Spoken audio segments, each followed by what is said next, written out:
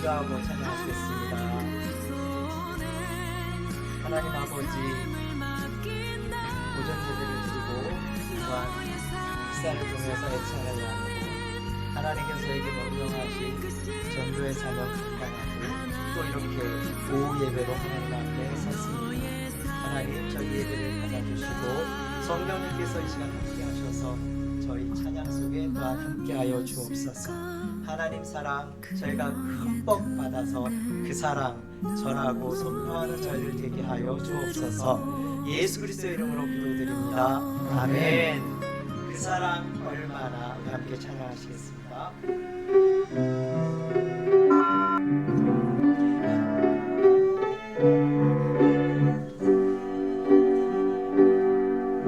다 표현 못해도 나 표현하리라. 나 고백 못해도 나 고백하리라. 다 알 수 없어도 나 알아가리라. 다 닮지 못해도 나 닮아가리라. 다 표현 못해도 나 표현하리라. 나 고백 못해도 나 고백하리라. 알 수 없어도 나 알아가리라. 나 닮지 못해도 나 닮아가리라. 그 사랑 얼마나 아름다운지, 그 사랑 얼마나 날 부욕해 하는지, 그 사랑 얼마나 크고 놀라운지를, 그 사랑 얼마나 나를 감격하게 하는지, 그 사랑 얼마나 아름다운지, 그 사랑 얼마나 날 부욕해 하는지, 그 사랑 얼마나 크고 놀라운지를, 그 사랑 얼마나 나를 감격하게 하는지. 예수님 얼마나 아름다운지, 예수님 얼마나 아름다운지, 예수님 얼마나 날 부욕해 하는지, 예수님 얼마나 크고 놀라운지를, 예수님 얼마나 나를 감격하게 하는지. 성령이 얼마나 아름다운지, 성령이 얼마나 날 부욕해 하는지, 성령이 얼마나 크고 놀라운지를, 성령이 얼마나 나를 감격하게 하는지. 아멘. 아멘. 우리 이어서 꽃들도 함께 함께 찬양하시겠습니다. 이곳에 생명샘 솟아나 눈물 골짝 지날 때에 찬양하라 예수를, 찬양하라 예수를 함께 찬양하시겠습니다.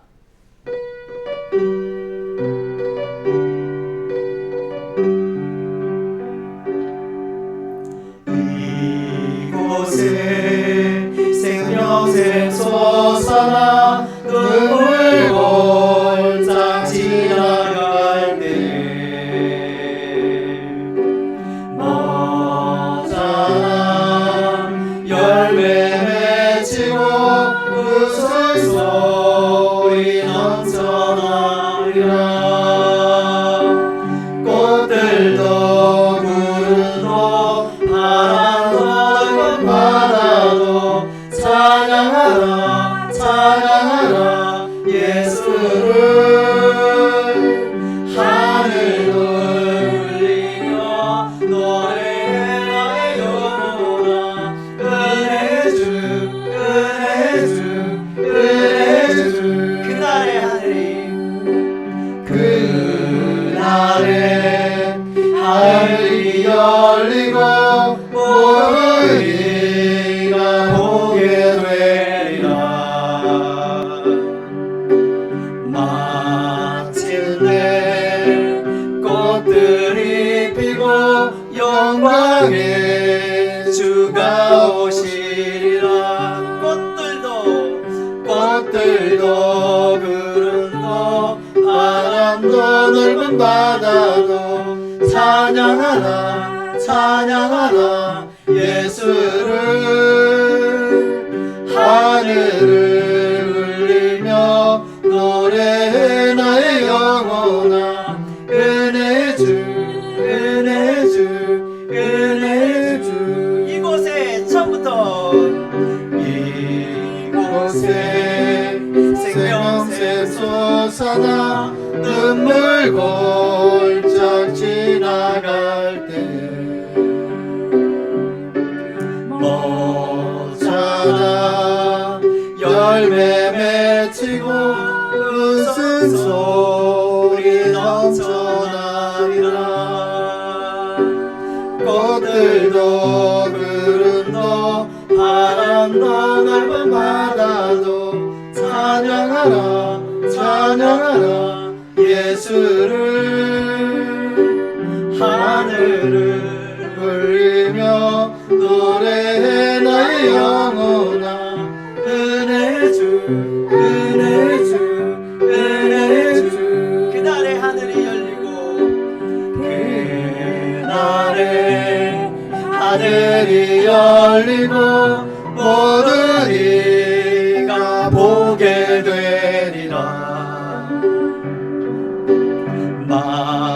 마침내 꽃들이 피고 영광의 주가 오시리라.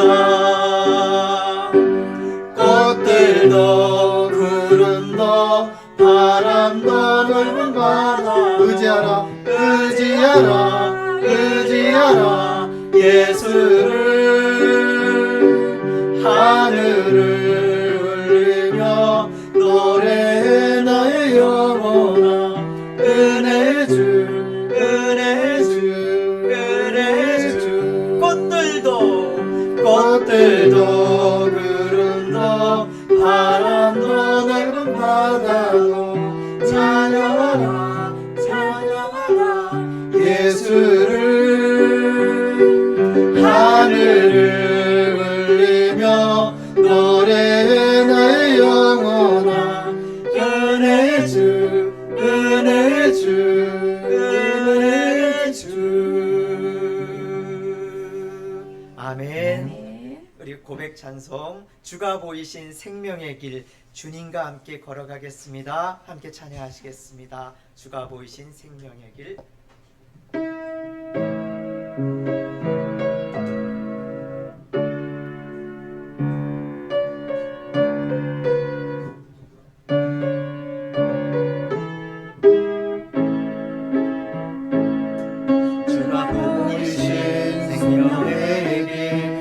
주님과 함께 상한 마음을 들으며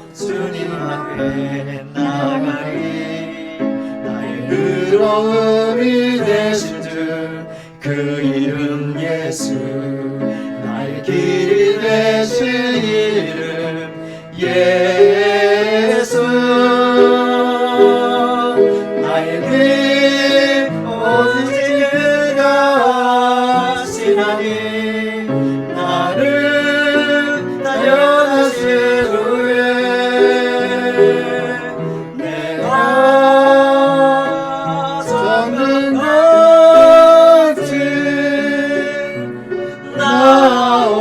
나오리라. 다시 한번 주가 보이신 생명의 길 나 주님과 함께 사람 마음을 들이밀어 주님 앞에 나가리. 나의 의로움이 되신 주 그 이름 예수 나의 길이 되신 이름 예수 나의 길 오직 그가 하시나니 나를 단련하신 후에 내가 정든 같이 나오리라. 나의 길 오직 그가 하시나니 나를 단련하신 후에 내가 정든 같이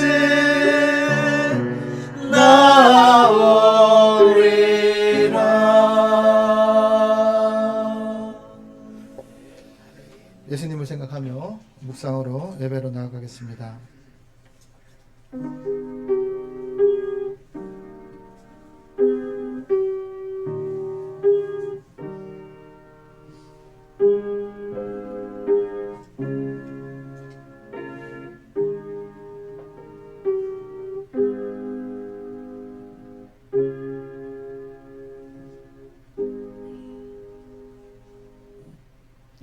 내 마음의 소원대로 허락하시고 내 모든 계획을 이루어 주시기를 원하노라.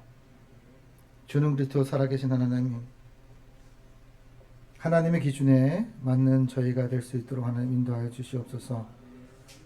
우리의 기준에 하나님을 맞추지 않게 하시고 예배를 통해서 우리가 하나님께 맞춰지는 귀한 그리스도인의 삶이 될 수 있도록 하나님 인도하여 주시옵소서.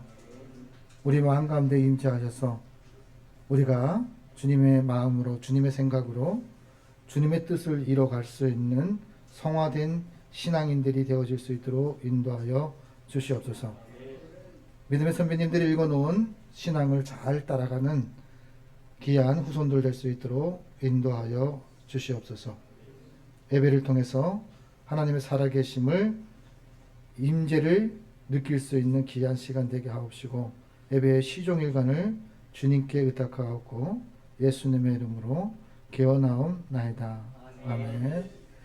십자가 찬송가 614장을 주님께 올리겠습니다.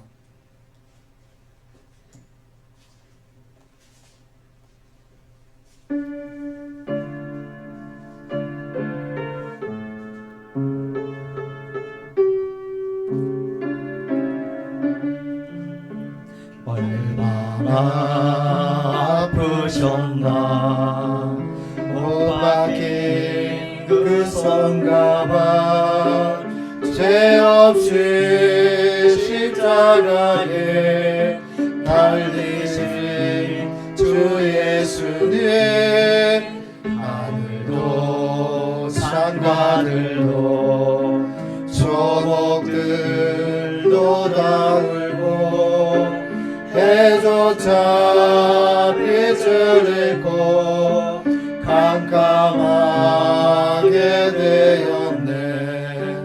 오 놀라운 사랑 크시고 끝없도다. 오 주님 사랑에 구원의 강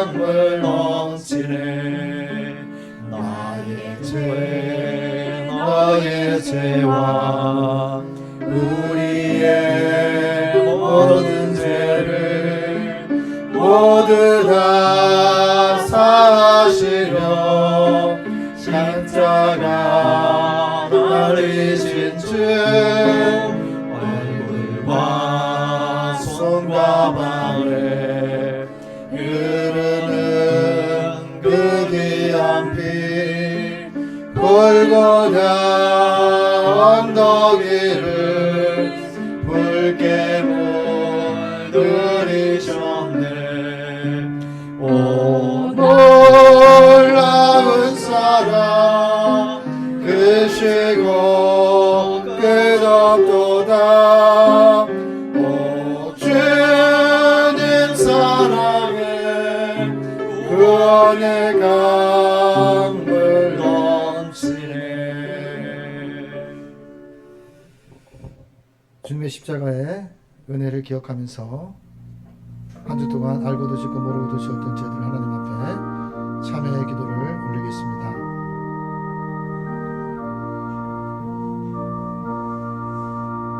하나님 아버지, 우리의 아버지가 되어 주셔서 감사합니다.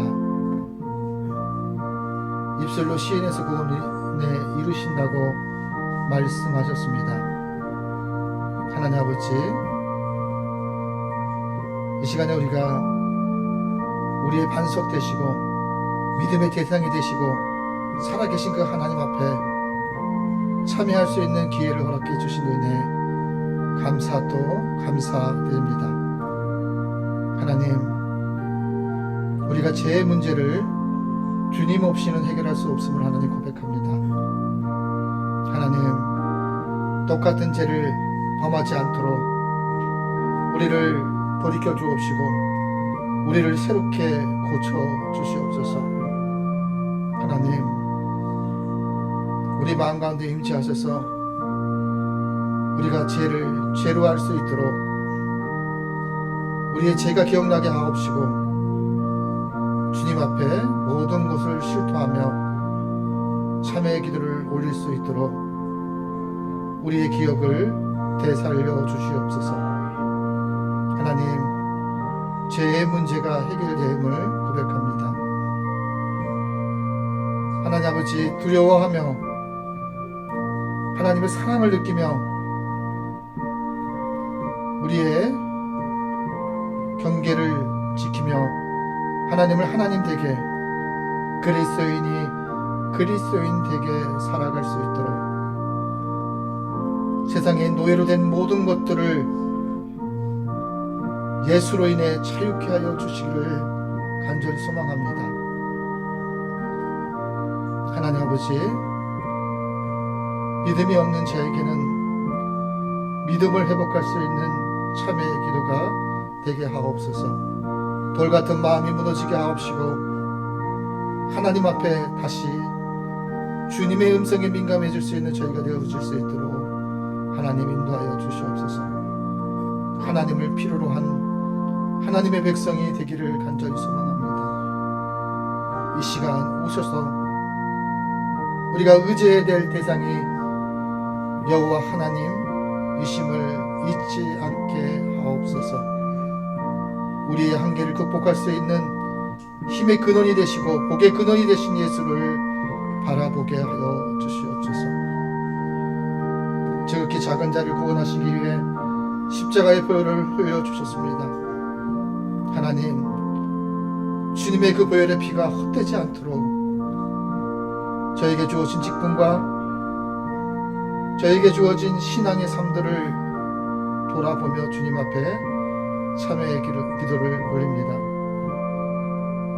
우리의 언어로 이웃에게 상처를 주었던 모든 죄악들을 하나님 용서하여 주옵시고 가족에게 상처를 주었던 모든 죄악들을 기억나게 하셔서 주님 앞에 새로운 피조물이 되게 하여 주시기를 간절히 원합니다.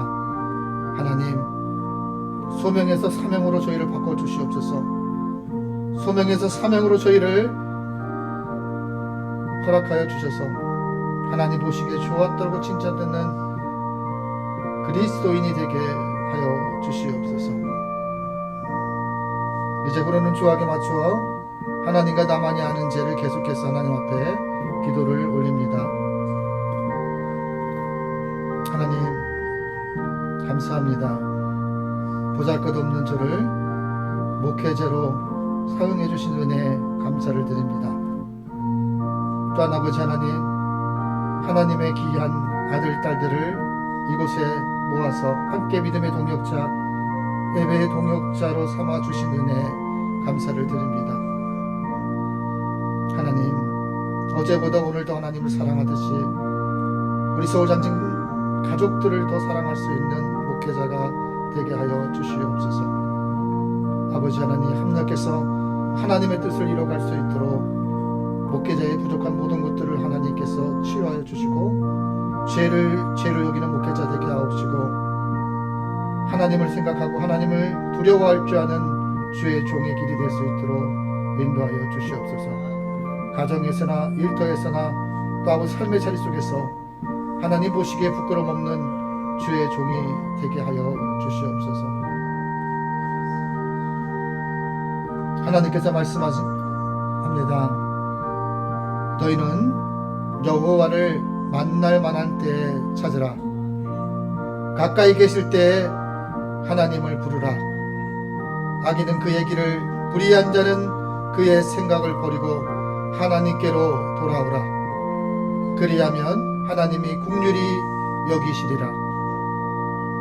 이사야 55장 6절에서 7절의 말씀을 통해서 하나님께서 말씀하셨습니다. 말씀에 의지하여 성부와 성자와 성령의 이름으로 하나님 앞에 참회게 하는 자에게 하나님께서 용서하여 주시기를 원하십니다. 이제 우리의 신앙을 하나님 앞에 사도신경으로서 고백하겠습니다. 나는 전능하신 아버지 하나님 전지의 창조주를 믿습니다. 나는 그의 유일하신 아들 우리 주 예수 그리스도를 믿습니다. 그는 성령으로 잉태되어 동정녀 마리아에게서 나시고 본디오 빌라도에게 고난을 받아 십자가에 못 박혀 죽으시고 장사된 지 사흘 만에 죽은 자 가운데서 다시 살아나셨으며 하늘에 오르시어 전능하신 아버지 하나님 우편에 앉아 계시다가 거기로부터 살아있는 자와 죽은 자를 심판하러 오십니다. 나는 성령을 믿으며 거룩한 공교회와 성도의 교제와 죄를 용서받는 것과 몸의 부활과 영생을 믿습니다. 아멘. 성시교도 99번 나라 사랑 함께 교독하겠습니다. 교독문 99번입니다.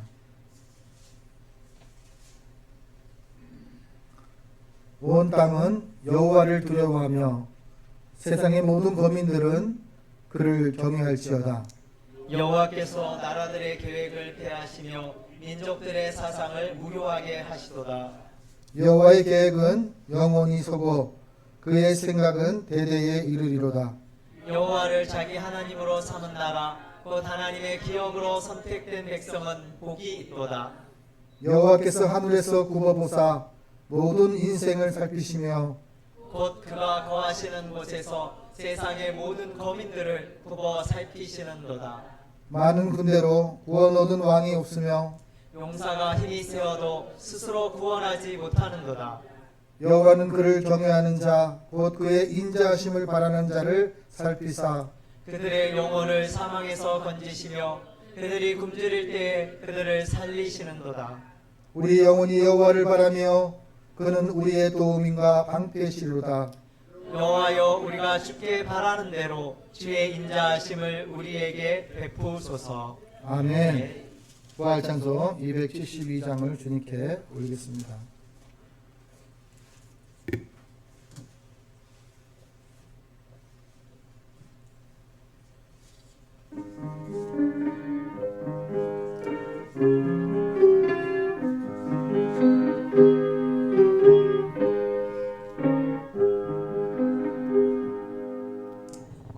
고통의 멍에 벗으려고 예수께로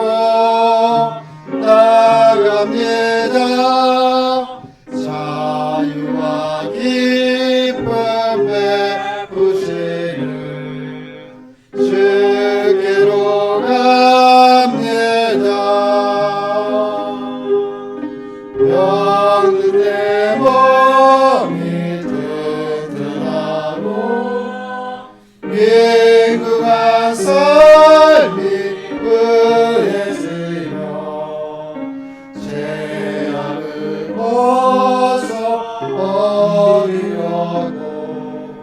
주께로 갑니다. 낭패와 실망하기에 예수께로 나갑니다. 십자가 은혜 받으려고 주께로 갑니다.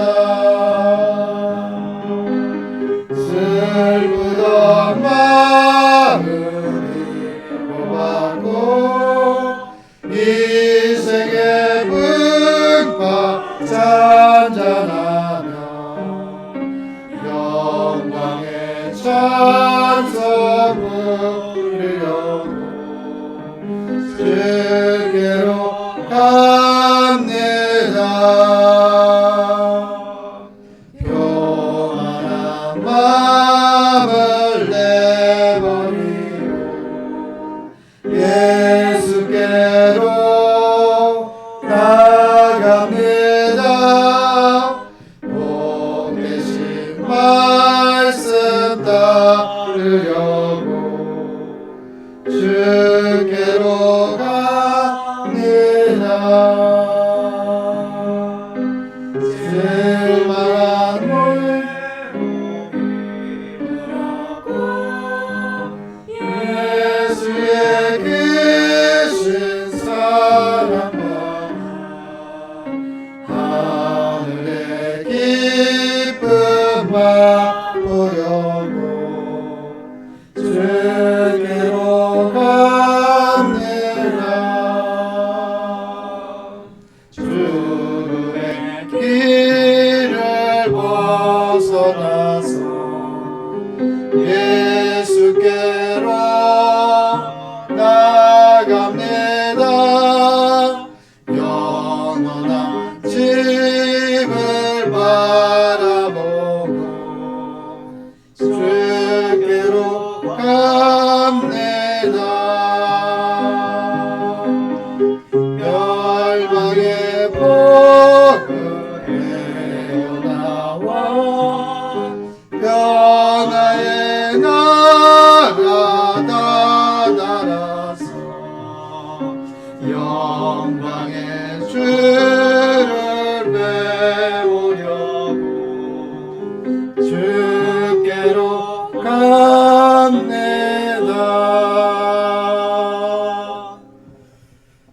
우리를 대표해서 이성실 시사님께서 하나님께 기도 올리겠습니다.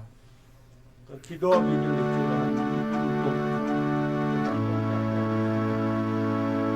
제가 하고 싶어서 그런 거예요. 은혜 받아가지고. 제가 이번에 한 15년 동안 이 손이 지금도 아파요. 아프지만은 엄청 통증이 심해요. 15년 동안 고대병원, 저기 가톨릭 병원, 백병원 이렇게 다 다녀서 치료를 해도 뭐 전혀 안 듣고 뭐 의사 선생님이 한 100년 후에나 고칠까 말까 한다고 야, 한종일 1초도 안 끊기고 통증이 꼬집은 듯이 아파요. 엄청. 그래서 이번에 한 병원을 갔어요. 그래서 갔더니 뭐 내가 좀 하소연을 했죠. 나 여태까지 약을 먹어도 전혀 효과도 못 봤다. 그랬더니 의사님이 잠깐 기다려 보라고 하더니 수첩을 무슨 약을 지어서 주겠다고 했는데 아니 그것도 일반 병원이잖아요. 대학병원에서 안 되는. 그런데 그 약을 먹고 요즘 또 새벽기도 나오고 새벽기도 저는 여기 오려면은 2시에 일어나야 옵니다. 왜 2시에 일어나냐? 저 생리적인 현상을 다 봐야 교회에 올 수 있어요. 그러지 또 아침에 밥을 못 먹을 수 있으니까 여기 만나면 또 집에서 2시에 밥을 먹어요. 2시 넘으면 2시에 밥을 먹고 약을 먹어야 돼. 약 하루에 30알 정도 먹어요.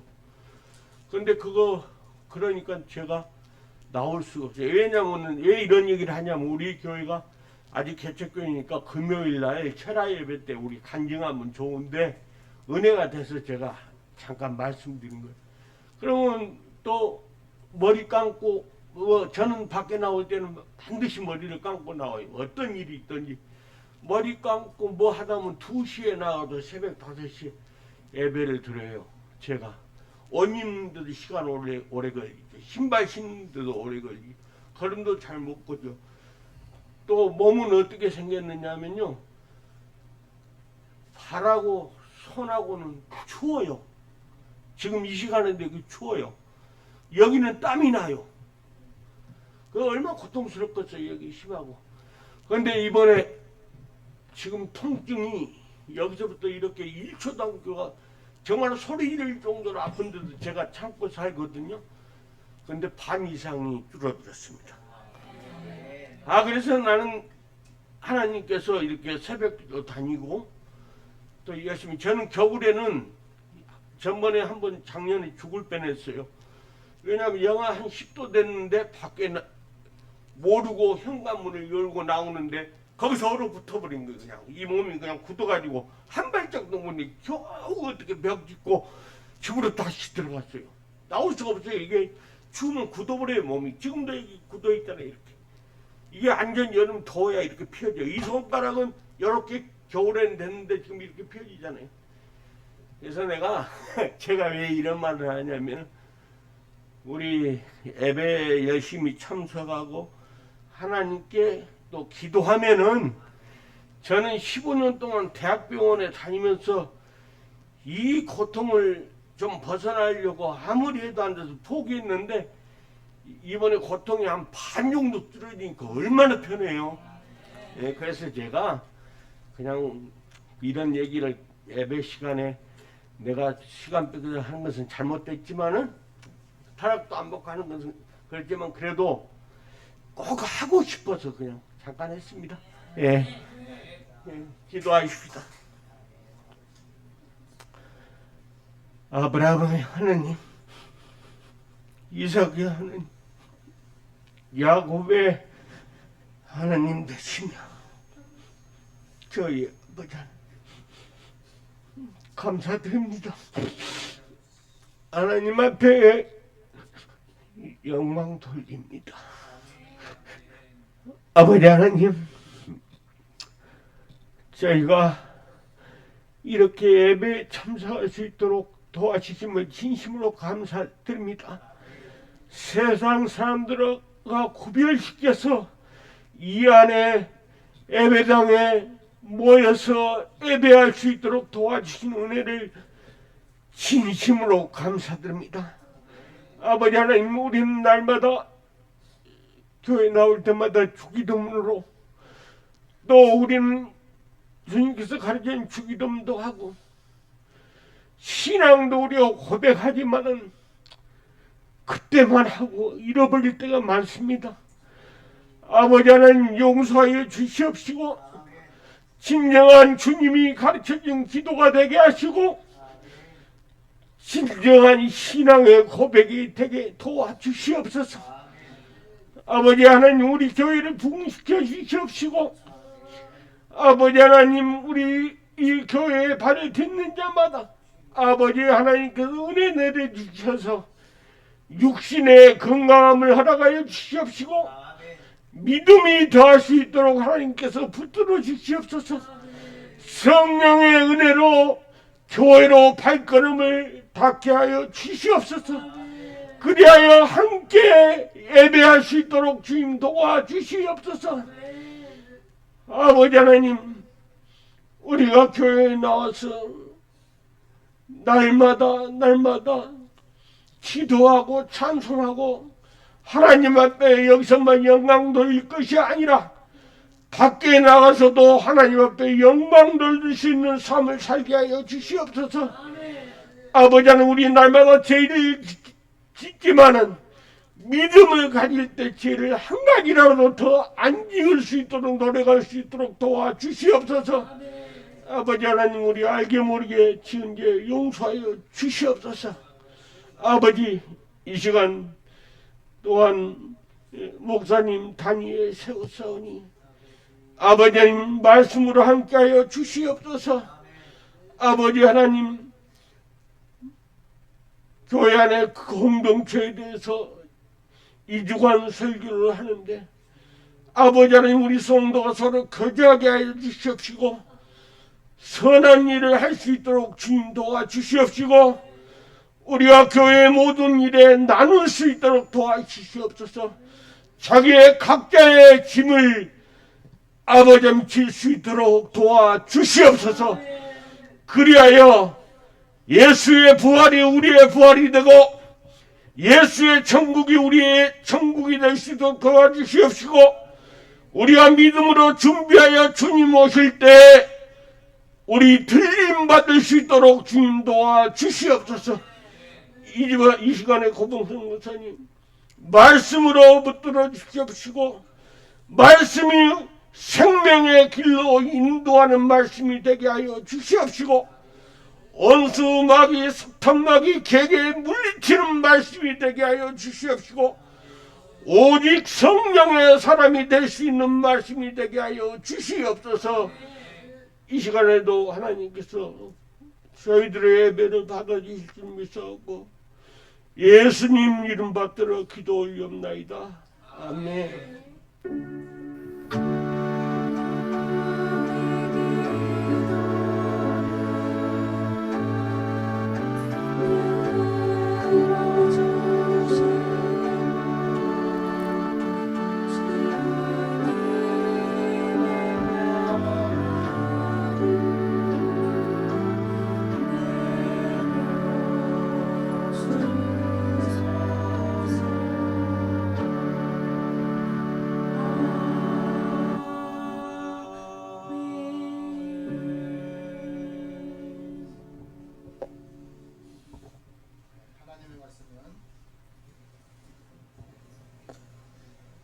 갈라디아서 6장 1절에서 9절까지 말씀입니다.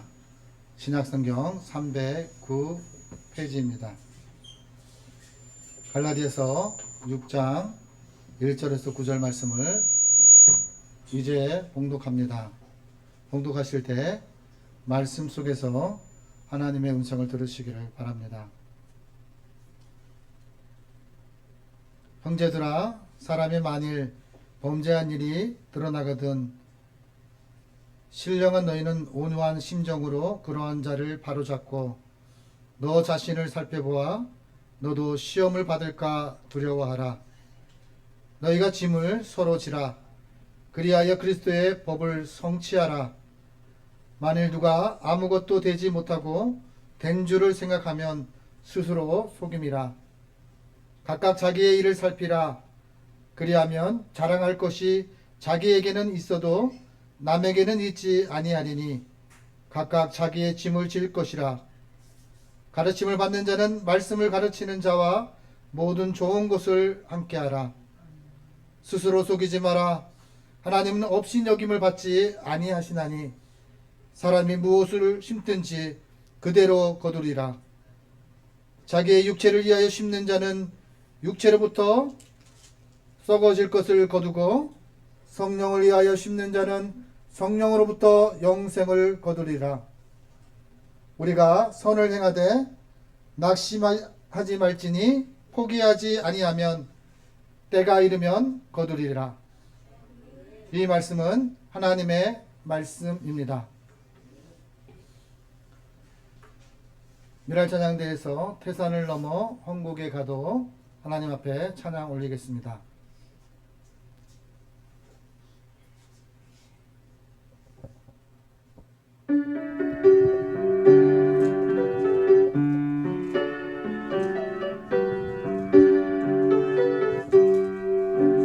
태산을 넘어 황국에 가도 믿가운 대로 걸어가면 주께서 항상 지키시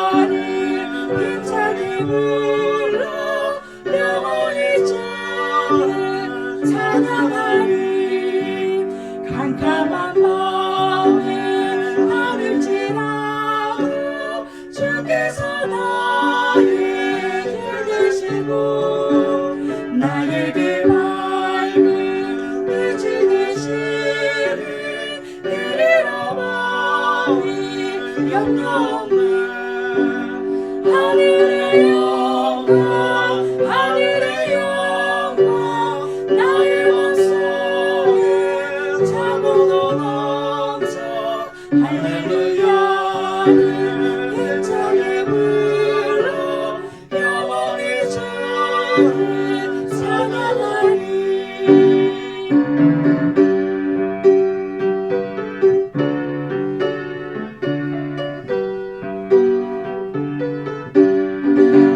광명한 그빛 마음에 받아 찬란한 천국 바라보고 할렐루야를 힘차게 불러 날마다 빛에 걸어가리.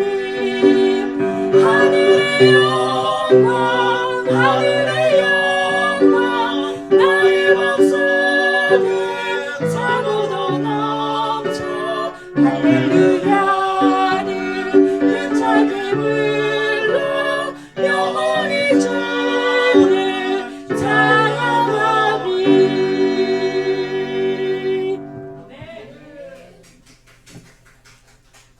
함께 믿음의 공동체를 지키기 위해 라는 제목으로 고범성 목사님의 말씀을 선포하실 때 말씀 속에서 하나님의 음성을 들으시기를 바랍니다.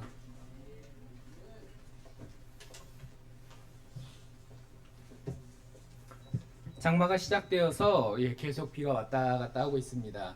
뜨거우면 뜨거워서 힘들고 비 오면 비 와서 힘들고 우리 육신이 참 연약하여서 환경의 영향을 많이 받는데요.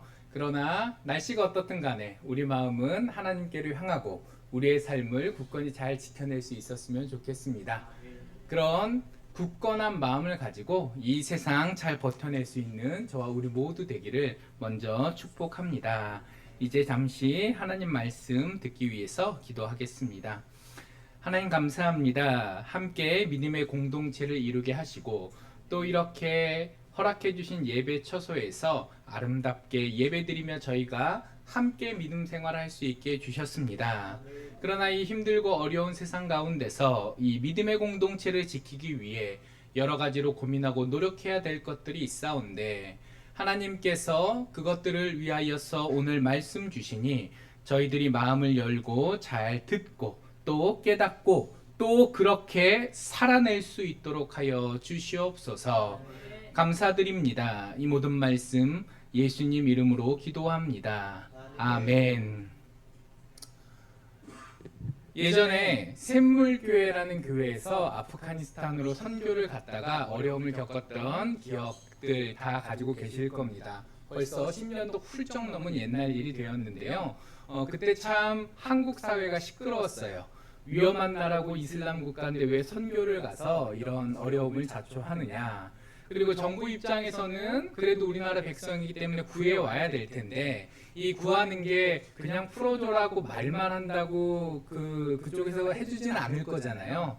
공식적으로는 아니어도 비공식적으로 이제 보석금 일종의 돈을 주고 데려와야 될 상황이 될 텐데 나라의 세금을 왜 선교하러 간 기독교인들을 위해서 써야 되냐라고 인터넷 커뮤니티에서 난리가 난 적이 있었습니다. 그리고 그때 어떤 분이 이런 글을 남겼던 거를 제가 기억해요. 나도 교회 다니지만 국익을 생각해야지. 자, 우리 성도님들 어떻게 생각하십니까? 하나님의 뜻에 따라 선교하고 전도하는 게 먼저일 것 같으세요? 아니면 국익이 먼저일 것 같으세요? 이게 참 어려운 문제입니다. 참 어려운 문제예요. 이것이 하나로 같이 갈 때는 별 고민할 것 없이 우리가 열심을 다하기만 하면 되는데 때로는 이게 충돌할 때 같은 그런 어떤 어려운 상황들이 얼마든지 있을 수 있습니다. 그리고 사실 이 나라가 이만큼 된 때도 여러 선교사님들께서 영국, 미국, 그때 일본이랑 동맹 관계였거든요. 나중에 결국은 2차 세계대전 때 싸우긴 했지만 일제시대 처음 시작할 무렵에는 1차 세계대전에서 같은 편을 먹었던 나라들이고, 그러다 보니까 일본에서 우리 선조들을 탄압하면서 압제할 당시 선교사님들께서 복음도 전하지만 그 안타까운 모습을 보시면서 독립운동을 위해서 많이 좀 도와주시기도 했어요. 그러니까 일본 정부 입장에서는 조선인이면 어떻게 해치워 버릴 텐데 영국인, 미국인이다 보니까 건들기도 애매하고 놔두기도 애매하고, 그래서 그 본국에다가 항의를 했습니다. 제발 너희 나라 선교사 좀 도로 데려가라. 이 사람들이 조선 땅에서 선교한다고 하면서 조선인들을 도와주려고 하고, 또 병원만 세우는 게 아니라 뭘 많이 세우셨죠? 학교를 많이 세우셨죠.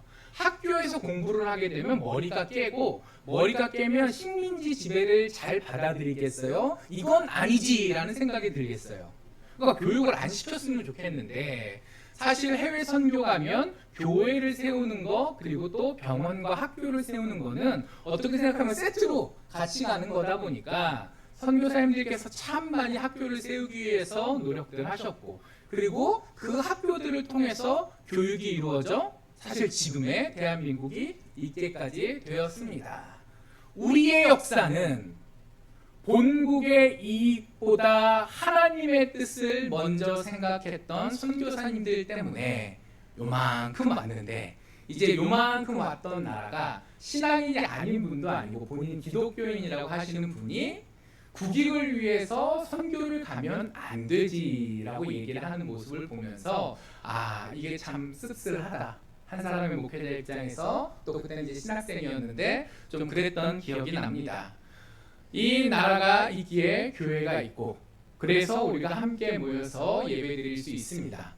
그런데 그렇다고 해서 나라가 하나님보다 우선할 수는 없는 거죠. 이 미묘한 관계 속에서 우리가 항상 긴장하며 살아가야 할 텐데, 마침 지난 주간에 74주년 되는 한국전쟁의 6.25 사변이 벌어졌던 날이 있었죠. 이제는 너무 오래돼서 바래지기는 했어요. 저 어릴 때만 해도 막 포스터도 그리고 되게 잘 기억하자라는 이야기들을 했는데 스리슬쩍 넘어가는 것 같아서 좀 걱정이 되지만, 그 한국전쟁 당시에서도 이 나라와 또 이데올로기와 또 믿음이 이렇게 어느 것이 더 우선인 것 같고 치열하게 사실 싸우고 골치 아팠던 그 결과로 나온 게 이 동족상잔의 비극이잖아요. 그런 의미에서 이 한국전쟁 당시에 이 나라를 지키기 위해서, 그래서 지금 우리가 이렇게 평화롭게 예배드릴 수 있도록 한몫 거들어 주신 그 순국 선현들을 위해서 우리가 감사하는 마음은 가져야 되겠고, 또 그러나 그 가운데서도 이 나라의 혹은 세상의 방식이 아니라 하나님의 뜻에 따라서 우리가 살아가야 하고, 또 이 교회를 지켜나가야 된다라고 하는, 좌로나 우로나 치우치지 않고 하나님의 뜻을 붙들고 가야 할 필요가 있는 계절인 것 같습니다. 그리고 그 가운데 우리가 이제 이 시대의 고민을 해야 될 때가 됐어요.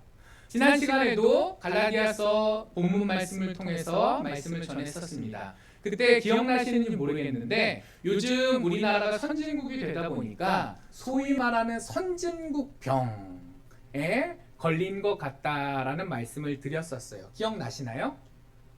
선진국병이 뭐냐면요, 간단합니다. 원래 나라는 당연히 있는 거고, 복지제도도 당연히 있는 거고, 경찰, 국회의원, 소방관, 의사, 선생님 이런 사람들은 당연히 자기의 일을 다 해야 되는 거 아니냐. 근데 나는 내 책임을 지지 않고 그런 다른 사람들의 노력 속에서 형성된 나라와 공동체의 덕만 보고 살겠다. 이런 게 선진국병이라 그래요. 학교는 점점 늘어나고 있지만 공부는 더 열심히 하고 있지 않습니다. 예전보다 학원비는 더 많이 들지만 학력 검정을 해보면 20년 전, 30년 전보다 선생님들께서 이야기하실 때 요즘 애들이 더 평균 학력 수준이 떨어지는 것 같아요. 잘하는 애는 엄청나게 잘하지만 평균은 오히려 떨어진 것 같습니다. 라는 얘기를 듣게 됩니다. 자, 그리고 아이들한테 너네들은 왜 그러니? 라고 하면 공부하면 뭐해요? 공부 아주 잘하면 모르겠지만 적당히 할 바에는 어차피 안 하나 적당히 하나 사회 나가서 별 대접 못 받고 할 수 있는 일도 별로 없고 그냥 혼자서 결혼도 못하고 살다가 나중에 늙으면 나라에서 주는 세금으로 먹고 살게 될 텐데 굳이 내가 노력하며 살 필요가 있겠습니까? 노세 젊어 노세. 차라리 건강하고 여유가 있을 때 하고 싶은 거 다 하고 즐기는 게 더 현명한 게 아닐까요? 그래서 그 마인드로 카드를 긁어서 명품을 사기도 하고 또 빚을 내서 외제차를 타기도 하고 그거에 대해서 어른들이 걱정하면 아니에요. 어른들은 다른 시대를 사셨기 때문에 우리가 잘못한다라고 생각하시지만 이 시대에서는 이렇게 사는 게 오히려 지혜로운 겁니다. 라고 반박하는 상황을 살고 있습니다. 그런데 그 상황 가운데서 이분들이 까먹은 게 있어요. 이 세상, 이 나라, 그리고 그것이 학교든 교회든 어떤 회사든 이미 굴러가고 있는 공동체들. 처음부터 하나님께서 이 세상을 만드실 때부터 자동으로 있었던 건가요? 당장 이 나라만 해도 우리의 힘으로만 독립을 했나요? 아니죠.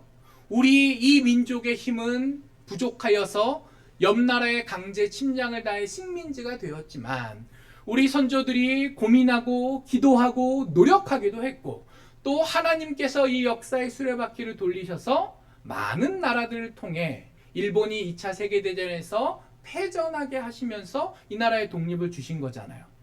냉정하게 따지면 이 나라는 처음부터 있던 나라도 아니고 그 생겨나는 과정에서 우리의 노력으로만 된 나라도 아니에요. 그리고 지금까지 발전해 올 때 외국에 많은 도움들이 있었던 거 기억하실 겁니다. 초콜릿 던져주던 미군들 기억하시는 분들이 계실 거예요. 그리고 꼭 그거를 내 피부로 느끼지 않더라도 통계적으로만 봐도 외국에서 수많은 나라들이 우리나라들 위해서 인적, 물적으로 도와줬고 꼭 6.25 전쟁 때뿐만이 아니라 그 다음에도 많은 지원이 있기 때문에 지금 우리나라가 이만큼 됐어요. 그리고 선진국이 된 우리나라는 그게 너무 감사해서 그때 우리를 도와줬는데 이제는 우리보다 못 살게 된 나라들 사실 많이 있잖아요. 그래서 이제는 거꾸로 도와주는 나라가 되었죠. 세계 역사상 거의 유일한 나라라고 합니다. 도움받았던 나라가 이제 그 나라를 거꾸로 도와주는 나라가 된 거. 어떻게 생각하면 지금 우리가 선진국에 대해서 이만큼 누리고 사는 게 당연한 것 같지만 우리가 그렇게 도와주고 살 수 있는 나라가 되기까지는 먼저 도움받았던 과거가 있지 않겠습니까? 모든 일에는 다 원인이 있어요. 나라가 생겨났는데도 원인이 있고 그 나라가 선진국이 되는데도 원인이 있고 그 나라가 잘 굴러가게 되는데도 원인이 있습니다. 그리고 그 제1원인은 하나님의 섭리일 것이고 그리고 그런 하나님의 뜻을 제외하고 인간적인 부분으로만 봐도 그 나라 백성들 그리고 지도자들이 얼마나 잘 해보기 위해서 열심히 최선을 다하는가에 따라서 결국은 그냥 되는 게 아니라 누군가가 노력했는가에 따라서 작게는 가정부터 크게는 나라에 이르기까지 너무 당연해 보이는 이 세상이 존재할 수 있게 되는 거죠. 창업이 힘들까요? 수성이 힘들까요? 수성이 훨씬 힘듭니다. 그런데 많은 분들이 창업을 하는데 힘든 것도 모르다 보니 지금 우리 눈에는 문제가 좀 많이 있어 보이는 이 세상을 그저 지켜나가는 것만으로도 많이 고민하고 노력해야 된다는 사실은 까맣게 잊어버리고 내가 아무것도 안 해도 적어도 이 세상은 당연히 있을 것이고 그렇기 때문에 나는 노력하기보다는 어떻게 하면 이 세상 또 작게는 가족이나 아니면 교회나 회사나 여기서부터 노력하지 않고 이득만 얻을 것인가 회사에서는 월급 루팡이라고 부르죠. 일은 안 하고 얘가 있는지 없는지 모르겠는데 월급만 따박따박 받아가는. 자, 그게 이 시대의 특히 젊은이들의 미덕이 돼버렸어요. 왜? 공동체는 자동으로 있는 거니까. 인류 역사상 그런 경험들이 많이 있었습니다. 근데 그렇게 한 사람, 두 사람 이 공동체를 지키기 위해 내가 노력하지 않아도 된다라고 생각하게 되면 옆에 있는 사람이 어떻게 돼요? 나는 이렇게 죽도록 고생하는데 쟤는 노네. 기분이 어때요? 일 더 하고 싶어요? 나도 놀고 싶어요.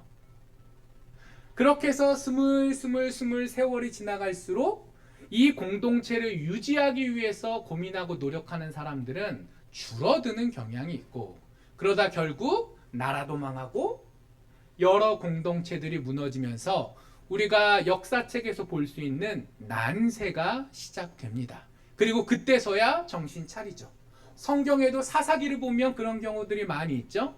믿음을 잃고 자고 하신 대로 다 하고 살다가 나라가 망하는 상황이 되고, 그때서야 정신 들어가지고 하나님 저희가 잘못했습니다. 저희 좀 살려주세요 하면 하나님께서 에휴 이놈 자식들아 하시고 사사를 보내주셔서 다시 이스라엘 민족들을 건져주시고, 자 그러면 그걸로 끝나나요?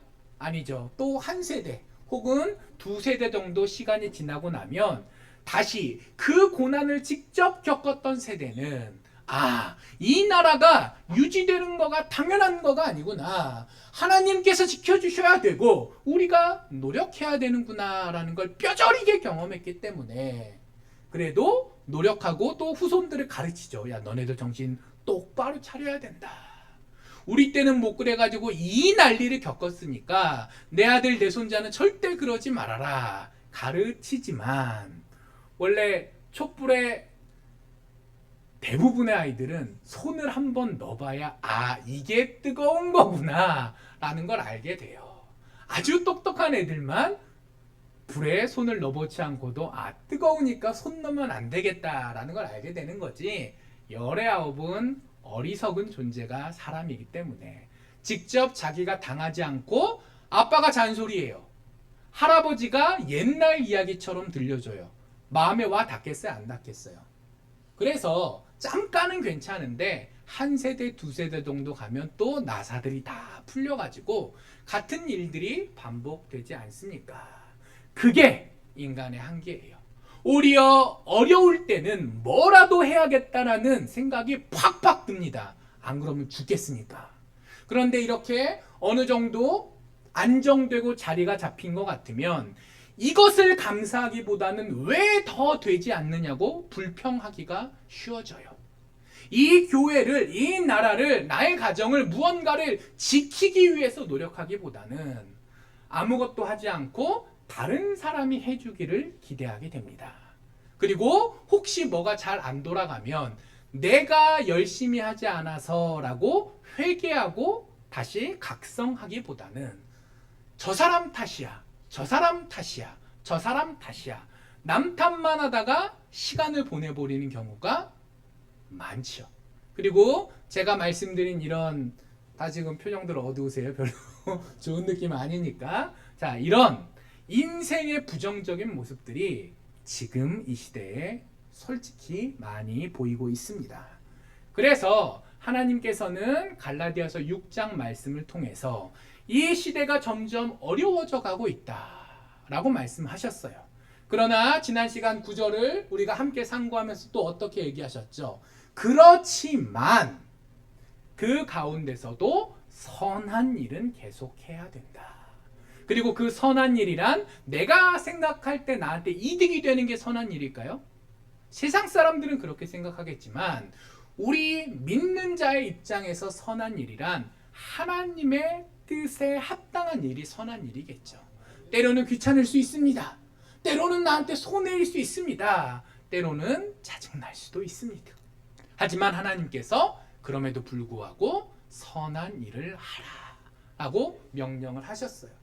근데 하나님, 제가 그래도 하나님의 백성으로서 선한 일을 하기 위해서 노력하는데 나만 하는 것 같아요. 이사야가 그런 느낌 가운데 많이 낙심했었잖아요. 그리고 아니 나만 하는 게 아니라 우리 성도님들이 같이 하기는 하는데 외롭지는 않은데 근데 잘 안 돼요. 너무 힘들어요. 그럼 보통 사람이 어떻게 해야 돼요? 화가 나고 때려치고 싶고 결국은 포기하게 됩니다. 그런데 하나님께서 선한 일을 하라고만 하신 게 아니라 그 다음에 뭐라고 하셨어요? 낙심하지도 말고 포기하지도 말라.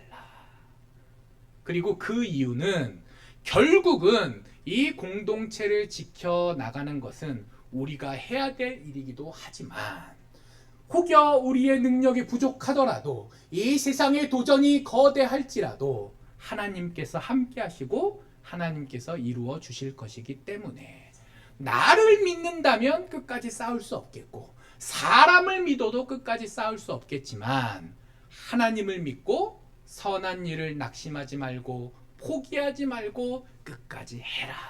이렇게 이야기하셨어요. 자, 근데 본문은 몇 절부터 몇 절까지죠? 1절부터 9절까지. 자, 근데 지난주에는 몇 절만 말씀 들은 거예요?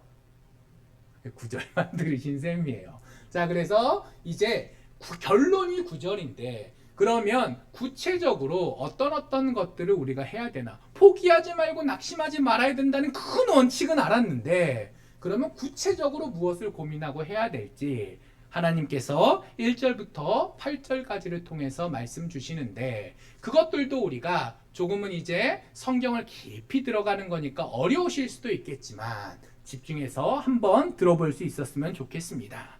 오늘 본문 말씀 6절에 보면은 자 뒷부분에 모든 좋은 것을 함께 해라 라고 이야기하세요.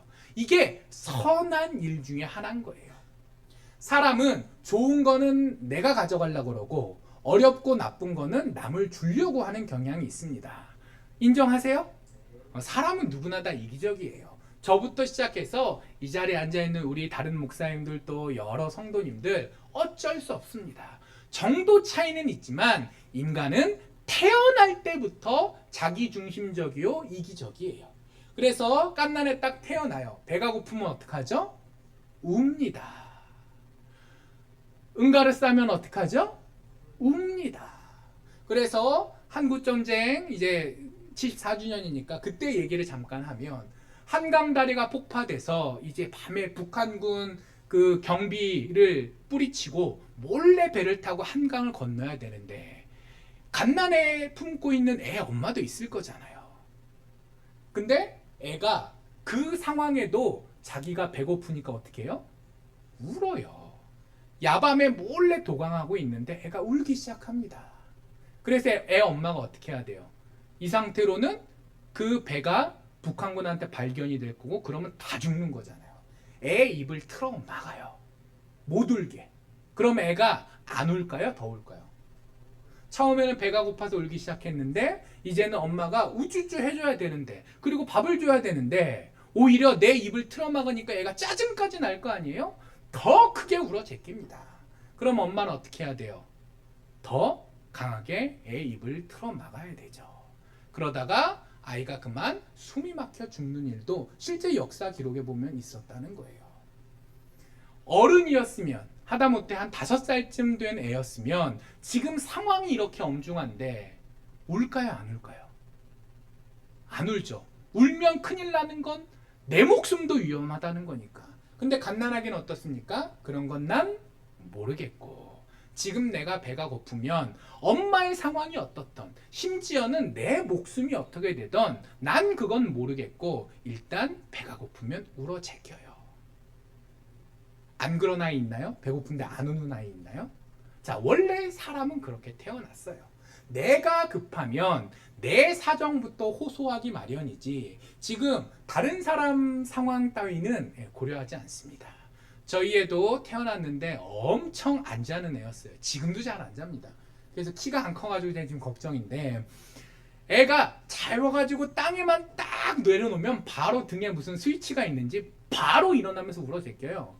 야밤이고 뭐 소용없습니다. 자, 근데 아파트에 사는데 야밤에 애가 울으면 어른들은 이렇게 얘기하세요. 그거 버릇든다고. 그러니까 냉엄한 현실을 보여줘야 된다고. 울던 말던 무시하고 있으면 애가 울다 지쳐 잔다. 그리고 한 번, 두 번 그런 경험이 쌓이면 아 지금 잘 때가 됐구나. 울어봐야 소용이 없구나. 그러고 자게 된다라고 하는데 저희 애는 좀 끈질겨서 한 3시간 그냥 울거든요. 보통 한 30분이면 지쳐서 잔다고 어른들이 그러셨는데 저희 애는 안 먹히더라고요. 자 그럼 또 어떻게 해야 돼요? 이제 안고 재우려고 난리가 나겠죠. 주변 사람들이 새벽 3시, 4시 못 자는 거 상관없습니다. 엄마, 아빠, 외할아버지, 외할머니가 못 자는 거 상관없습니다. 중요한 건 뭐예요? 나는 땅바닥에 누워 자고 싶지 않아. 따뜻한 체온과 심장 고동 소리를 느끼며 자고 싶어. 자, 이게 엄청나게 중요한 거예요. 그게 근데 인간입니다. 그러다 보니까 나이가 들면서 지각이 발전하고 또 더 큰 것들을 생각하게 되면서 참을 때도 많아지지만 결국 바닥을 파게 되면 인간은 이기적이 되고 그래서 좋은 것은 내가 가져가고 싶고 나쁜 것은 남한테 미루고 싶은 게 어떻게 생각하면 너무 당연한 일일 텐데 오늘 6절 말씀은 아니다. 공동체를 지켜나가기 위해서 우리가 꼭 생각해야 될 원칙은 좋은 것을 나누려고 할 줄 알아야 된다라고 이야기하세요. 자 그리고 이거는 공동체가 가지는 기본적인 특징을 생각하면 당연합니다. 공동체에는 한 사람만 있는 게 아니라 여러 사람들이 같이 모여 있잖아요. 그러다 보면은 중심에 가까운 인싸, 요즘에도 인싸라고 하는데 무슨 말씀인지 아세요? 인싸? 잘 모르세요? 그 정도는 아셔야 될 것 같아요. 인싸, 아싸. 자, 어느 공동체에 가든 인기 있고 활동 많이 하시고 이름도 다른 사람이 잘 알고 아무튼 뭔가 그 공동체의 중심이 되는 것 같은 사람이 꼭 있습니다. 반면에 조용하고 알아서 안 나오고 부르면 겨우 나오고 하는 아싸라고 요즘 어린아이 친구들이 얘기하는데 주변에 계신 분들이 있어요. 자 그러면 가만히 있으면 가운데 그 적극적으로 활동하시는 분들은 누구랑만 놀까요? 같이 적극적으로 활동하시는 분들끼리만 놀게 되죠. 자 그러면 소극적으로 참여하시는 분들은 그 공동체에서 어떻게 생활하실까요? 혼자서 조용히 왔다가 여기가 나의 공동체인지 아닌지 잘 모르겠어요. 잘 모르겠어. 그러면 또 쉽게 떠나갑니다. 그게 공동체의 특징이에요. 모두가 다 공평하게 함께해야 될 것 같지만 이 나라도 대통령 선거에서 대통령을 뽑잖아요. 모두가 다 국민으로서 주권을 가지고 있다고 하지만 결국은 대통령을 뽑아야 되잖아요. 국회의원을 뽑아야 되잖아요. 사람이 모여서 일을 하려다 보면 어쩔 수 없이 중심과 또 주변에 있는 분들을 자기가 선택을 하던 남이 결정을 해주던 자연스럽게 나눠지게 되는데 거기서 우리가 함께 해야 된다. 그리고 나눠야 된다. 그리고 의사소통이라도 열심히 해야 된다라는 노력을 하지 않으면 그 공동체는 점점 좁아지게 됩니다. 바깥에 계신 분들은 계속 나가고 누구만 남게 돼요? 가운데 있는 분들만. 근데 웃긴 거는 가운데 있는 분들만 남으면 또 거기에서도 더 가운데인 분이 있고 거기서 바깥쪽에 있는 분들이 있어. 그래서 공동체가 유지되기 위해서는 사람이 뭉쳐야 하는데 그 사람이 뭉치기 위해서는 자연스러운 상태를 그냥 두면 안 되는 그런 공동체의 특징이 있습니다.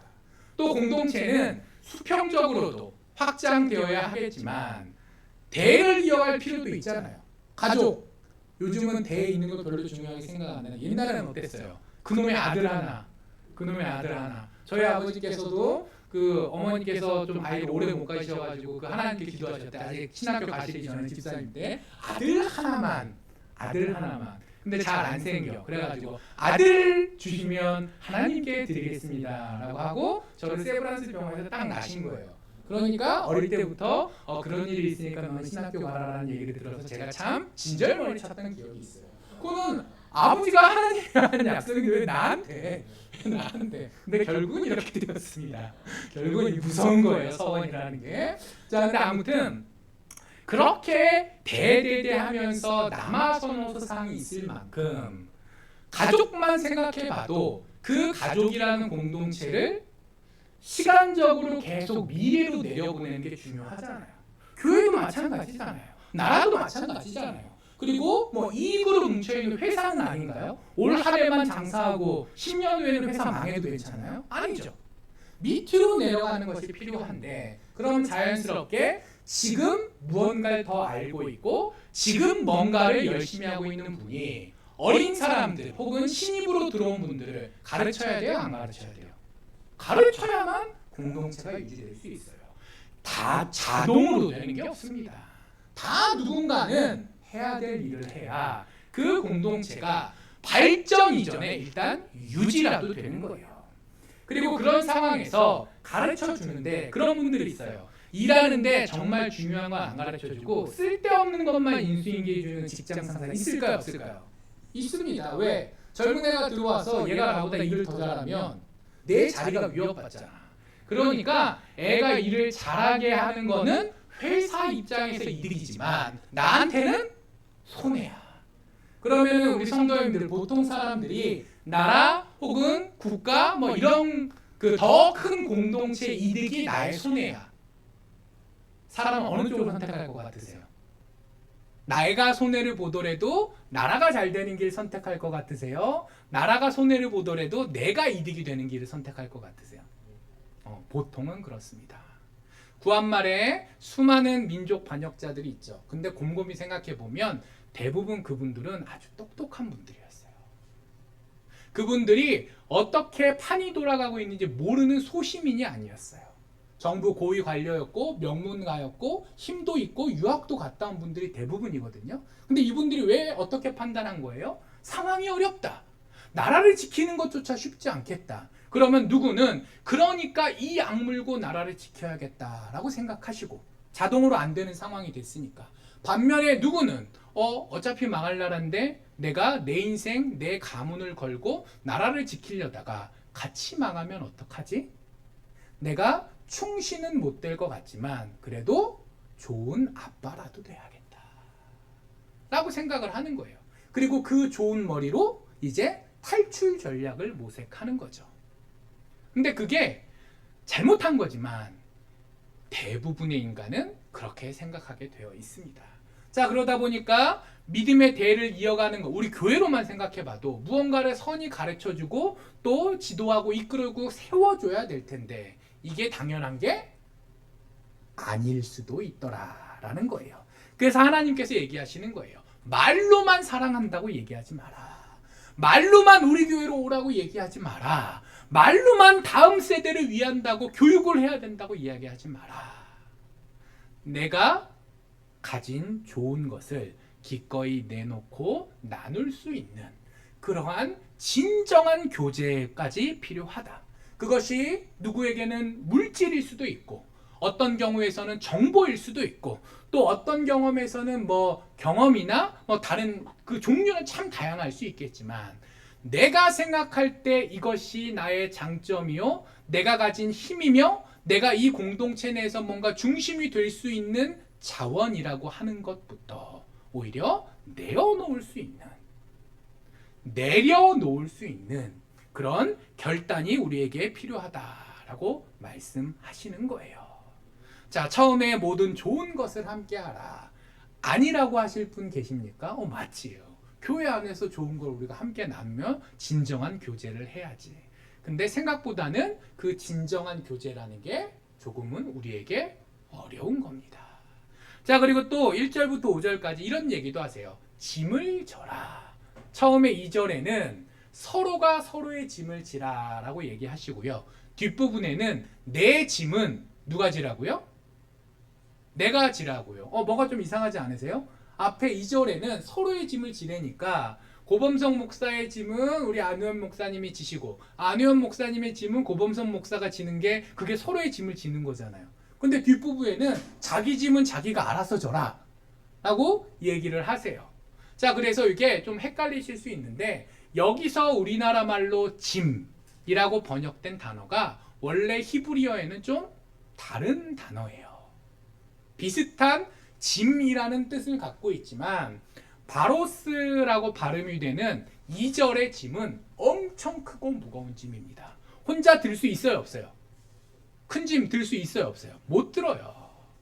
그러니까 그런 큰 짐, 네가 너 때문에 생긴 일이니까 네가 책임져 라고 맡겨놓으면 해결할 수 없는 그런 복잡하고 큰 짐은 당연히 공동체에서 십시일반 백지장도 맞들면 낫다. 우리 선조들도 믿음이 없었지만 그 지혜를 갖고 있었잖아요. 함께 할 줄 알아야 된다라고 먼저 얘기하시는 거예요. 자, 근데 사람은 악한 존재여서 선한 뜻으로 이런 서로 도와줘야 된다라는 원칙이 생기면 이용하려는 사람이 있을까요? 없을까요? 있겠죠. 있겠죠. 자, 그러니까 저 이런 분들 사실 목회하면서 많이 봤어요. 교회가 사랑이 없어. 날 사랑해 주지 않는다는 거죠. 자, 근데 보통 그렇게 얘기하시는 분들은 본인은 교회를 또 다른 성도님들을 사랑하실까요? 아닙니다. 교회가 사랑의 공동체라는 거를 그분은 내가 사랑받을 수 있는 곳이라고만 생각하시지, 내가 사랑을 받는 만큼, 아니 그 이상으로 내가 사랑을 베풀어야 된다라는 생각까지는 못하세요. 근데 그게 이상한 일이 아니라 얼마든지 그럴 수 있어요.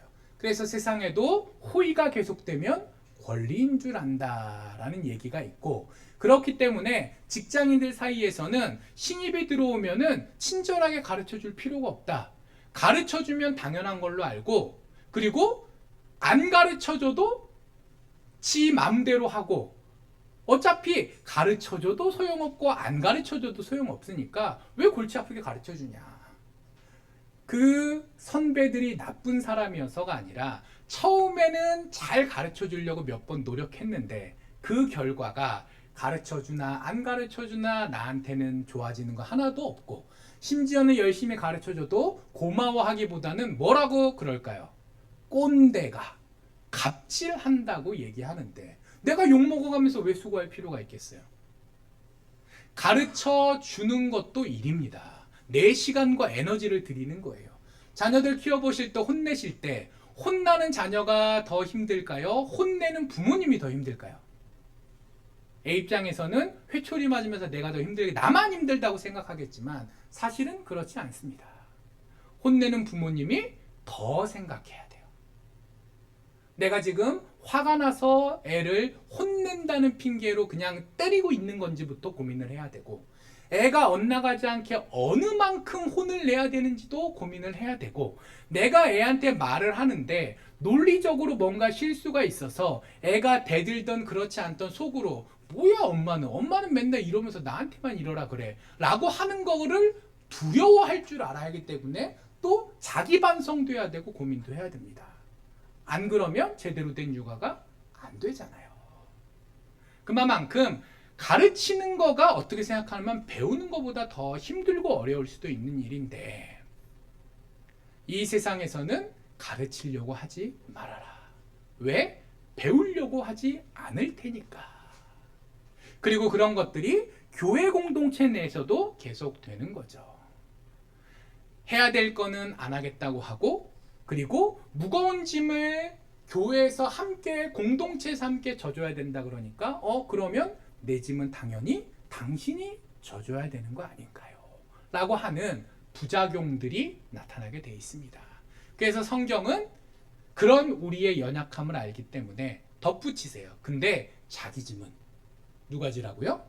자기가 져라. 여기서의 자기 짐은 포르티온이라는 발음으로 나와요. 헬라어인데 포르티온이라는 발음. 아까는 바로스였잖아요. 달라요. 이거는 뭐냐면 혼자 이렇게 들고 다닐 수 있는 만큼의 작은 짐을 얘기해요. 공동체가 하나로 뭉쳐서 함께 무거운 짐을 감당해야 된다라는 큰 원칙을 네가 너의 이득을 위해서 악용하려고 하면 안 된다라는 얘기를 하시는 거예요. 그래서 그 얘기를 한 5절 바로 뒷부분에 보면 무슨 얘기가 나오냐면, 하나님께서는 예전 번역으로는 만홀히 여김을 받지 않으시나니 라고 되어 있고, 새 번역에는 업신여김을 받지 않으시나니. 자, 하나님께서 그 마음을 아신다는 거예요? 모르신다는 거예요? 앞으로는 그럴듯한 명분을 얘기해요. 교회가 사랑이 있어야지, 교회가 어려운 사람을 도와야지, 교회가 이래야지 명분을 들이대지만 그 마음에 뭐가 있는 거예요? 그걸 이용해서 나의 이익만 챙기려는 이 시대의 선진국 병의 한 모습들이 어느 시대에나 벌어질 수 있는데 그러면 안 된다. 내가 감당할 만한 작은 짐들은 내가 감당하고자 노력해서 공동체의 걱정거리가 되지 않게 해야 되고, 그러나 나 홀로 감당할 수 없는 큰 짐이라는 게 있겠어요, 없겠어요? 분명히 있겠고, 또 개개인의 짐이 아니라 공동체 차원에서 주어지는 큰 짐이 있겠어요, 없겠어요? 물론 있거든요. 이 부분에 대해서는 저거는 내 잘못으로 생긴 일이 아니야. 그리고 나 같은 평신도가 뭘 하겠어. 목사님, 장로님들께서 알아서 하시겠지. 이런저런 핑계로 그 공동체를 지키기 위한 일을 나는 아니고 다른 누군가의 일로 생각하면 안 된다라는 얘기를 하시는 거예요. 그래서 언뜻 들으면 서로 모순되는 것 같은 말씀이 몇 절 차이 안 나고 나오는 겁니다. 하나님께서 강조하시는 거는 문자로 써 있는 법이 아니라 근본적인 우리의 마음의 자세예요. 내가 할 일은 최선을 다하고 남의 일이라고 신경 안 쓰는 것이 아니라 한 공동체라면 남이 감당하지 못하는 일 혹은 공동체 차원에서 떨어지는 큰 일을 곧 나의 일처럼 생각해서 짐을 나눠질 그 각오를 해야 된다. 그리고 그럴 때에만 공동체가 계속 유지되어 나갈 수 있다라는 이야기를 하십니다. 자, 처음에 좋은 것을 함께 하라라고 이야기하셨어요. 그리고 다음에 또 무슨 얘기를 하셨죠? 이제는 짐도 나눠서 지라라고 이야기하십니다. 그리고 1절에 보면 그 짐 중에 가장 대표적인 걸로 1절에 사고 치는 분들에 대한 일들이 나와요. 형제들아, 사람이 만일 무슨 범죄한 일이 드러나거든 신령한 너희는 온유한 심령으로 그러한 자를 바로 잡고 너 자신을 살펴보아 너도 시험을 받을까 두려워하라. 자, 교회에서 잘못이 벌어지면 냅두면 돼요, 안 돼요? 안 됩니다. 어떻게든 그걸 고치려고 노력을 해야 돼요. 근데 한두 분이 말씀하시는 것 정도로 또 예배 가운데 성경을 읽으시는 가운데 마음이 감화되어서 알아서 회개하고 교정하시는 경우는 괜찮겠지만 그렇지 않은 경우는 어떻게 해야 되나요? 세상으로 봐도 처음에는 부모님부터 선생님이 말로 권면하고 안 되면 회초리를 들다가 결국 안 되면 어디까지 가는 거예요? 교도소까지 가는 거잖아요. 공동체를 지키기 위해서라도 공동체를 해치는 내부 구성원을 해결할 필요는 꼭 교회가 아니어도 어느 사회, 어느 시대, 어느 공동체에나 다 있습니다. 그래서 지금 이 나라도 형법이라는 게 있고 감옥이라는 게 있는 거예요. 자, 그런데 이게 참 골치 아픈 일일까요? 아닐까요? 어느 성도님이 잘못을 했어요. 잘못을 했는데 왜 그러십니까? 라고 얘기하는 것도 내가 알아도 내 마음이 되게 불편한 거야. 그리고 모든 사람들이 알게 됐을 때 그러니까 교회를 떠나라고 하실 거예요? 그러니까 이렇게 하라 저렇게 하실 거예요? 그 뭘 어떻게 해야 되는지도 어려운 거예요. 설사 교회에서 교단 헌법에 당회 재판소가 열려서 당회에서 뭐 어느 집사님이 잘못하셨으면 이렇게 하십시오라고 판결을 내렸는데 제가 죄송하게 됐습니다. 제가 부덕해서 교회에도 심려를 끼쳤으니 용서해 주시고 제가 그 벌을 다 받고 또 이제 회개하고 우리 하나님께서는 용서해 주시는 하나님이시니까 다시 믿음 생활 잘하겠습니다 하면 그나마 안 돼. 보통 그럴까요? 안 그럴까요? 잘 안 그럽니다. 사람은 자기가 잘못한 거 알아도 잘못했습니다 라고 얘기하기가 너무 힘들어요. 그래서 보통은 핑계를 대게 돼 있습니다. 어쩔 수 없어서. 이게 하나의 핑계고요. 그 다음에 나만 그런가? 다른 사람도 다 그런데가 핑계고요. 그리고 정 안 되면 애초에 그 법 자체가 부당한 법 아닙니까? 이런 주로 이 세 가지 방법을 동원해서 내가 잘못을 안 한 건 아니지만 그렇다고 나한테 너무 하는 거 아닙니까? 라고 얘기하는 게 그게 사람의 본성이에요. 죄인은 죄를 지어서만 죄인이 아니라 죄를 짓고도 죄를 짓지 않았다고 정당화하는 마음 역시 죄인의 본성이거든요. 그러다 보니까 교회에서 치리가 벌어지는 상황이란 교회 차원에서는 그 치리를 당하는 분도 그렇고 그거를 관리해야 되는 목사님, 장로님들 입장에서도 그렇고 그리고 그걸 지켜봐야 되는 여러 성도님들 입장에서도 큰 골칫거리요 무거운 짐입니다. 자, 근데 그 짐을 외면하면 된다는 거예요, 안 된다는 거예요? 2절 이하의 그 바로스로 표현된 짐에는 공동체 안을 바로잡는 것까지 포함하는 거거든요.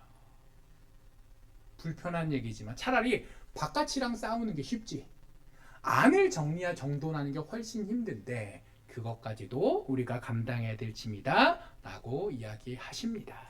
좋은 걸 나누는 거가 차라리 쉽습니다. 짐을 나누는 게 더 어렵죠. 근데 그 짐을 나눈 것까지도 믿음 가운데 할 수 있습니다. 그런데 서로 안면 붉히며 치리하고 잘했다 못했다를 따지게 되는 상황은 너무나도 어렵습니다. 그러나 어쩔 수 없이 공동체를 지키기 위해서는 그 모든 걸 다 감당해야 된다라고 하시는 거죠. 그리고 마지막으로 7, 8절에 이런 얘기를 하십니다. 자, 근데 이런 법이 있는데 법대로 할까요, 안 할까요? 보통은 하는 척을 합니다. 나누는 척을 합니다. 짐을 지는 척을 합니다. 그러나 실제는 그러고 싶지도 않고 어떻게든 짐을 질 때 지더라도 조금만 질 수 있을까를 고민하는 게 사람입니다. 그런데 하나님께서 그런 마음을 아신다는 거예요? 모르신다는 거예요? 다 알고 계신다라는 걸로 7, 8절에 또 설명을 하세요. 하나님께서 그 모든 것을 알고 계시니 너의 중심을 알고 계시니 직분 때문에 혹은 교회에서의 어떤 체면 때문에 하는 척하고 넘어가려고 하지 말고 진정 하나님 앞에서 부끄럽지 않을 자신이 되어야 된다. 그리고 그렇게 살아갈 때 믿음으로 성령을 위해 심는 자는 영생을 거두겠고 그리고 자기의 육신을 위해서 심는 자는 썩어질 것을 거두리라. 우리 주님께서 하셨던 말이죠.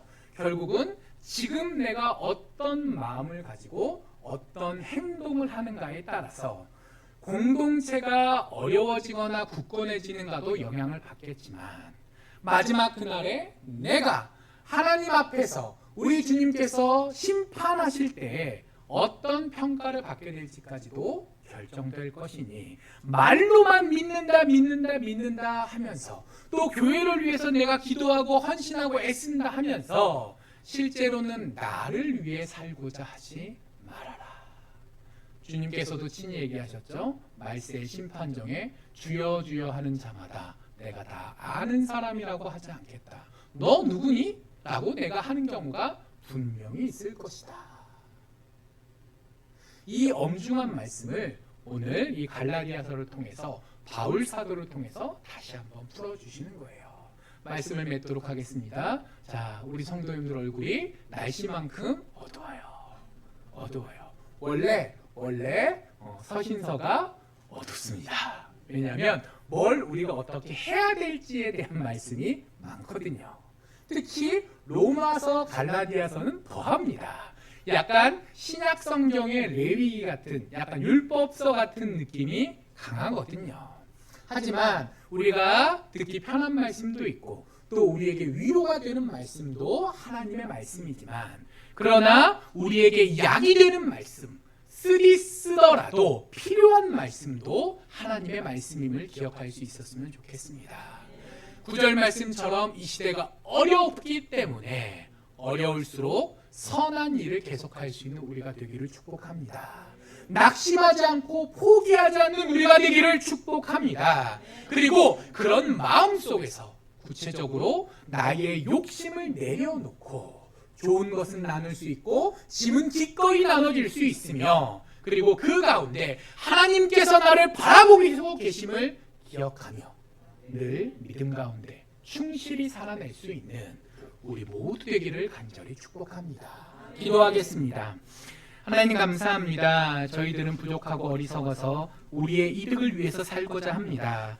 하지만 하나님께서 이 공동체를 주신 것은 공동체를 지켜나가며 살아가는 것이 진정 우리가 더 잘 살 수 있는 것이기 때문인 줄을 고백합니다.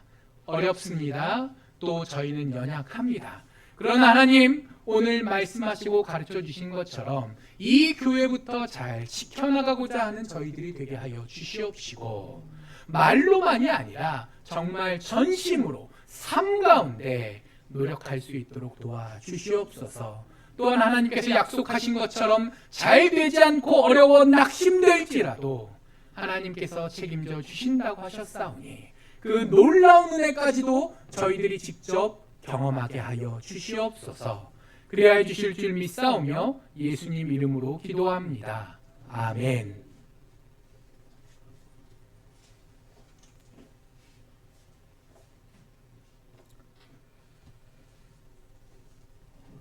찬송가 헌신찬송 찬송 15장 하나님께 올리면서 준비하신 예물을 하나님께 올리겠습니다.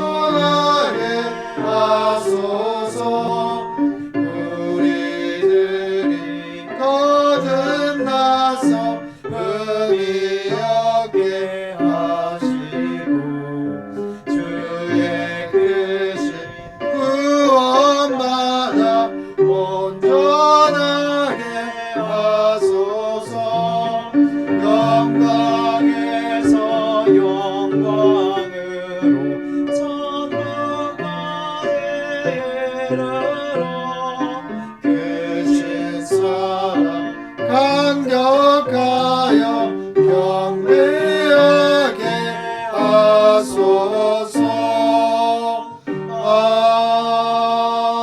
아멘. 기도하겠습니다. 하나님 아버지 감사합니다. 주의 종에게를 갈 수 있는 삶의 자리를 허락해 주신 은혜 감사를 드립니다. 하나님, 저희가 드리는 이 예물이 하나님 보시기에 좋았다라고 칭찬 듣는 곳에 귀하게 가치 있게 사용되어질 수 있도록 인도하여 주시옵소서. 또한 교회를 세우는 곳에 하나님의 영광을 위해 하나님 사용되어질 수 있도록 인도하여 주시옵소서. 드리는 손길 위에도 하는 복의 복을 더하사 근심이 없게 하옵시고 두려움이 없게 하옵시고 주님이 주시는 은혜와 평강이 가족과 일터와 삶의 자리 속에 가득하여 줄 수 있도록 강복하여 주시옵소서. 모든 것을 주님께 의탁하고 예수님의 이름으로 축복하며 기도 올리옵나이다. 아멘. 것이 주께로부터 왔으니 이 예물을 주께 아멘.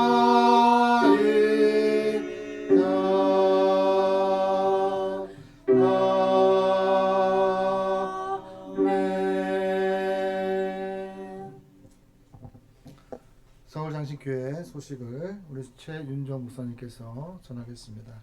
서울장신교회 오신 여러분을 진심으로 환영하고 축복합니다. 성령 강림 후 6번째 주일로 하나님께 예배 올려드렸습니다. 다음 주일은 맥주 감사 주일로 섬기겠습니다.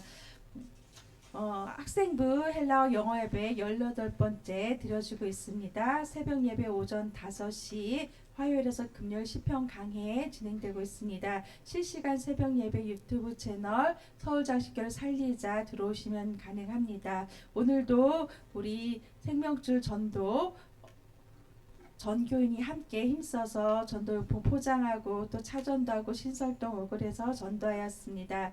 고 강신명 원로 목사님 설교집 영광은 주님 홀로 발간되었고 지난주에 며느리 되시는 고영숙 장로님 예배 다녀오셨습니다. 고 강신명 목사님은 서울장신교 전신인 서울장로의 신학교를 설립하신 분이십니다. 서울장신교 수련회 똘똘 뭉침 지금 8월 15일에서 8월 17일 사이에 지금 기간과 어떤 여건을 지금 섭외 중에 있습니다. 지난주 일정 또 손창원 집사님, 강영자 권사님 방문 예배 후 또 귀한 저녁 섬겨주셔서 감사드립니다. 어제는 청소년 축구 전도로 의정부에는 효자 천성교회 연계하여서 청소년 중학생 6명이 같이 함께하였고 오늘도 주일 예배를 드릴 수 있도록 연결을 하였습니다. 주중과 또 지난 주일에는 양파, 감자, 열무김치, 방울토마토 여러 가지를 함께 나누었고요. 오늘 예배 이후에는 조군자 성도님 방문 예배를 함께 드리도록 하겠습니다. 서울장신교회는 서울장신교회를 넘어 하나님 나라 확장을 꿈꾸는 예배의 동역자, 전도의 동역자, 섬김의 동역자입니다. 목요일은 10개 작은교회 연합전도 진행이 됩니다. 우리 심한숙 집사님 금요일날 허리 시술하시고 토요일 퇴원하셨습니다. 이전보다 더 강건해질 수 있도록 함께 기도해 주시기 바랍니다. 이상입니다. 예, 우리 한번 다시 따라했으면 좋겠습니다. 아무것도 안 하면 아무것도 일어나지 않고 주님의 뜻을 따라 순종하면 하나님이 하신다. 이것을 믿으시길 바랍니다. 서울장신교회가 많은 가정 속에서 하나님의 살아계심을 발견하고 하나님의 공급하심을 발견하고 하나님의 입히시고 먹이시는 것들을 발견하셔야 돼요. 교회가 여러 가지 일들을 이렇게 하다 보면 그 가운데서 살아계신 하나님을 발견하는 것이 가장 중요한 것임을 기억하셔야 됩니다. 교회를 넘어 하나님의 나라를 꿈꾸는 서울장신교회, 믿음의 선배님, 신앙의 선진들의 믿음을 한 그루의 그루터기가 돼서 잘 이어갈 수 있도록 각자의 일터와 자리에서 함께 기도하는 믿음의 동역자가 되시기를 예수님의 이름으로 축원합니다. 이제 찬송가 455장을 주님께 올리신 후에 고범상 목사님 축도하심으로써 예배를 마치도록 하겠습니다.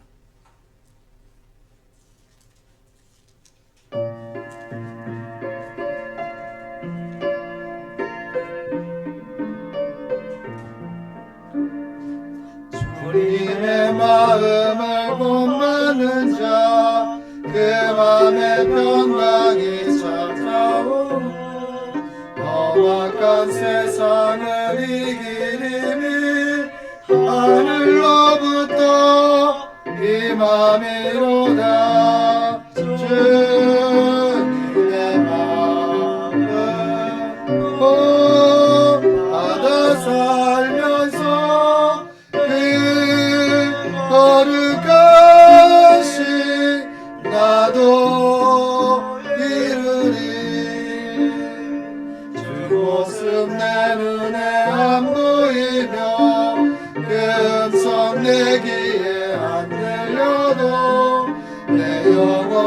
날마다 주를 만나 신령한 말씀 늘 배우도다.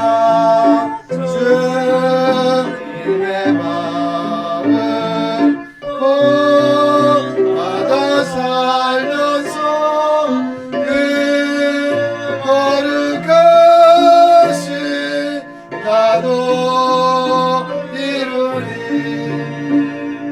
다른 길 거칠고 험하여도 내 맘에 불평이 없어지고 십자가 고난을 이겨내신 주님의 마음 본받음이라. 주님의 마음을 본받아 살면서 그 거룩하신 나도 이루리.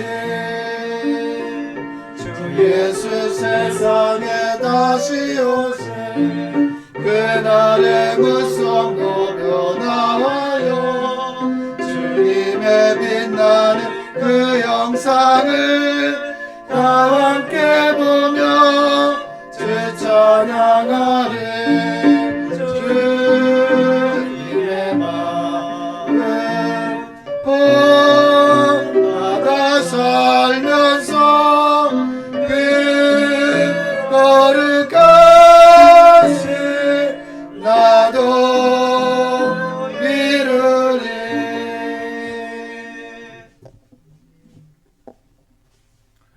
이제는 우리 주 예수 그리스도의 은혜와 하나님의 극진하신 사랑과 성령님의 충만 교통하심이 함께 믿음의 공동체를 굳건히 지켜내겠노라고 결단하는 우리 서울장신교회 모든 성도님들과 또 그 가정과 기업 위에 또 하나님께서 세워주신 이 교회 위에 지금부터 영원히 함께하옵시기를 간절히 축원하옵나이다. 아멘.